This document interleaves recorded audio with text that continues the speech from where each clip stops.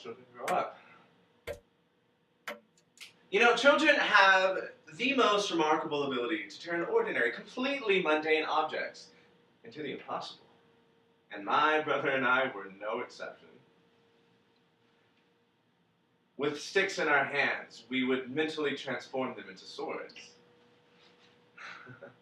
And with our swords, we would push our mattresses together to create the stern of a ship. A pirate ship. Yarr! He'd be the pirate. Yarr? And me? I was his sworn enemy. Enchanted by the fairies, practically an assassin with a dagger in my hand, I was the one, the only Peter, king of the fairies.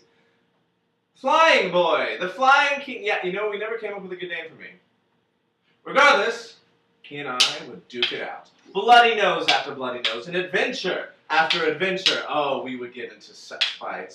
So much so that my mother would get worried about us. She would see us playing our little games and call out, "You boys are gonna kill yourselves!" Which I think she meant to have this grandiose impact on her sons, but not me.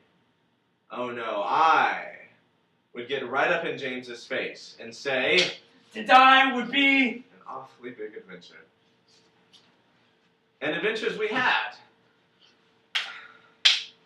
Until, well, James did the thing that all children are destined to do. He grew up. He would see me playing my pirate games, and he would just look at me and say, when are you going to grow up, Peter? Which only made my resolve stronger.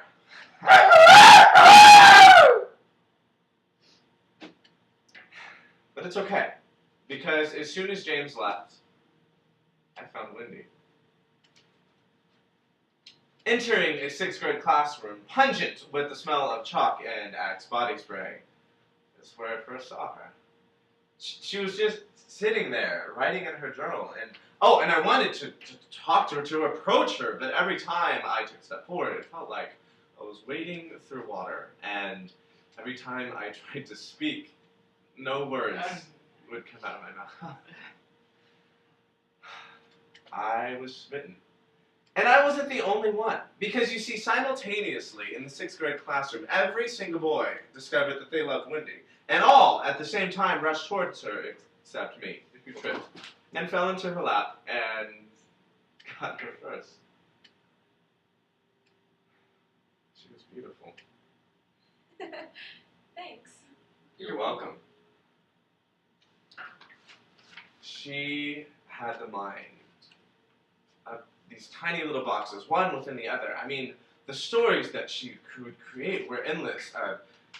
Mermaids and pirates and Indians and fairies. Come on, there's no such thing as fairies. Don't say that! Now look what you've done. You've gone and killed a fairy. A creature of pure imagination and adventure, and you've done away with it. I was in trouble, and I started to panic. And I did the only thing that I really knew how to do in a tough situation. I started... Boy, why are you crying? I'm not crying. I was crying. He's right. You are. But it's okay, because fairies are creatures of faith. All you have to do is clap, and they'll come right back to life. Imagination and all. Yeah, no, I didn't really buy it. But she was pretty, so I went along with it. She continued to tell me stories. Until one day, she too grew up. She wanted me to join her. I just...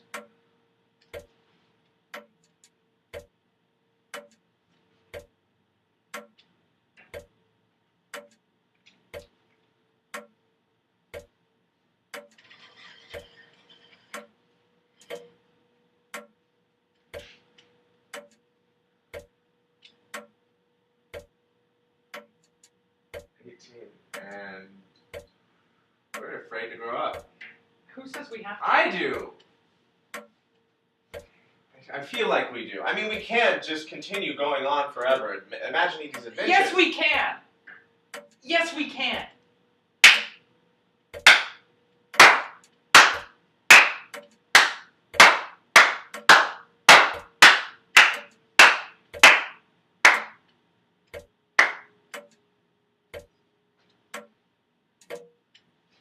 All children grow up.